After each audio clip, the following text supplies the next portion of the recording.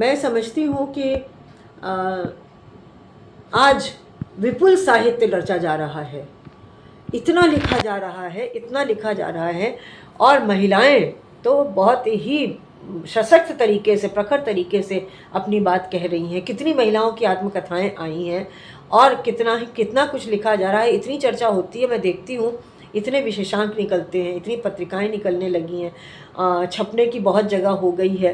पर साहित्य का जो प्रभाव हमारे समय में लोगों पे पड़ता था, आज मुझे लगता है कि वो प्रभाव नहीं पड़ रहा है, इसलिए कि हमारे समाज का बहुत छोटा सा प्रतिशत है जो आज पढ़ता है।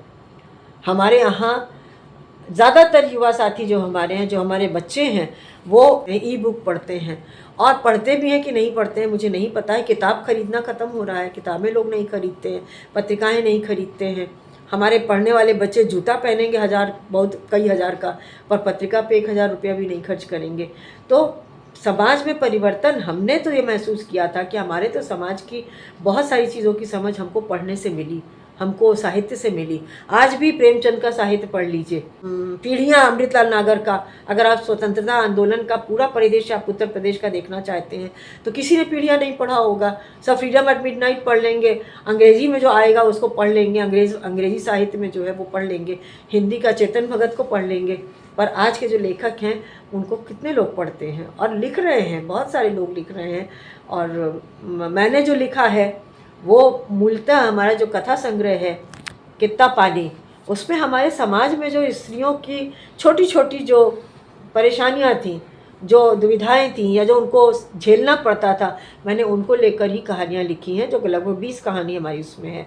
उसके बाद भी अप्रकाशित बहुत सारी कहानियाँ मेरी जो लिखी हैं वो स्त्रियों की दशा पे ही लिखी मैंने अपने माँ की पीढ़ी में और अपने मौसियों को जिस तरह से देखा था कि किस तरह से उन्हें पितृसत्ता के बंधन में रहकर उन्हें अपने मन का जीवन जीने को नहीं मिला, उसको लेकर मेरे मन में बहुत उथल पुथल थी। तो मैंने एक उपन्यास लिखा, और पहली बार उपन्यास लिखा था कुंज गली नहीं साकरी। और कुंज गली जो है वो वृंदावन की कुंज गली नहीं है, वो बनारस की कुंज गली में जो साड़ी का पूरा व्यापार है, वो पूरा का पूरा जो व्यापार वहाँ का था धीरे धीरे क्षरित हो रहा है। कैसे वो क्षीण होता जा रहा है, क्योंकि बहुराष्ट्रीय कंपनियां जो हैं सारे कारीगरों को लिए बैठी जा रही हैं।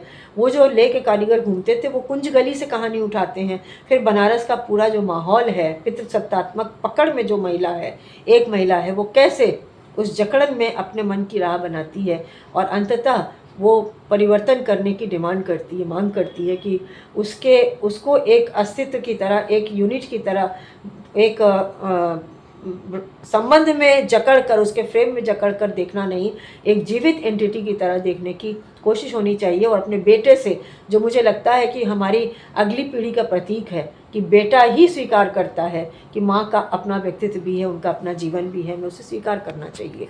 तो उसको लेकर मैंने लिखा है, उसको पढ़ा है लोगों ने। पर पूरे लेखन में बहुत नेटवर्किंग है, प्रकाशन में, उसके प्रचार प्रसार में। आपकी किताब कितनी भी अच्छी हो, कितनी भी विचारधारा आपने सामने रखा हो, आपको नेटवर्किंग आना चाहिए। ये समय नेटवर्किंग का है, जिसको ये नहीं आता है वो पिछड़ जाता है। तो इसलिए ई नेटवर्किंग, इंटरनेट पे भी बहुत ही अपने आप को समृद्ध करना पड़ेगा। हमारे छोटे छोटे जगहों में जो लेखिकाएं लिख रही हैं उनको प्रकाश मिलाने की ज़रूरत है।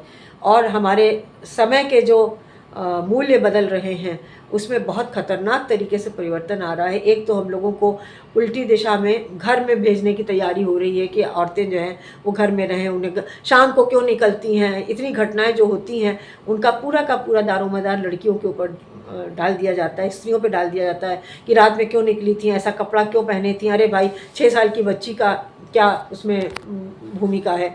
या गांव की जो औरतें हैं, सीधी सादी खेतों में काम करने वाली, उनका बलात्कार क्यों होता है। तो ये सारी चीज़ें, मुझे ऐसा लगता है कि जैसे जैसे स्त्री बदल रही है, वो अतिरिक्त बदल रही है और आक्रामक हो रही है, तो जितनी भी सुविधाएं, संसाधन, एक्ट, नियम, कानून उसके पक्ष में बने हैं, उसके इस्तेमाल से ज़्यादा उसका गैर इस्तेमाल, गलत इस्तेमाल भी हो रहा है। और वो रोक के जाना चाहिए, क्योंकि अपराध तो अपराध है।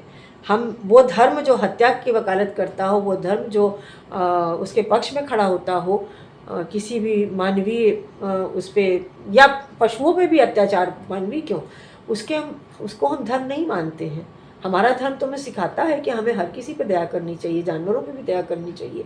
तो स्त्रियां अगर पुरुष के रोल में आ जाएं, मैं प्रायः जब लड़कियों के कॉलेज में बोलती हूँ, लड़कियों को संबोधित करती हूँ, तो मैं उनसे कहती हूँ कि आप पुरुष के तरह मोटरसाइकिल पे बैठें, आप पुरुषों की तरह मर्दानगी से यूं यूं चलें, या आप पुरुषों की तरह भाषा इस्तेमाल करें, बॉडी लैंग्वेज इस्तेमाल करें, तो आप पुरुष तो हो नहीं सकती, स्त्री आप रह नहीं जाती हैं, तो कोई हर शाश्वती कोई चीज़ हो जाती हैं।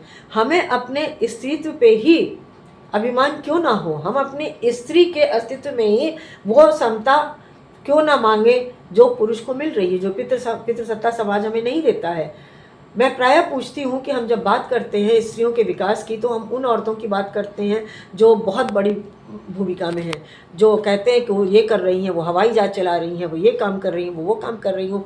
तो मेरा सवाल ये होता है कि जो ये सब काम नहीं कर रही हैं, जो छोटे छोटे काम कर रही हैं, उनके अस्तित्व का क्या?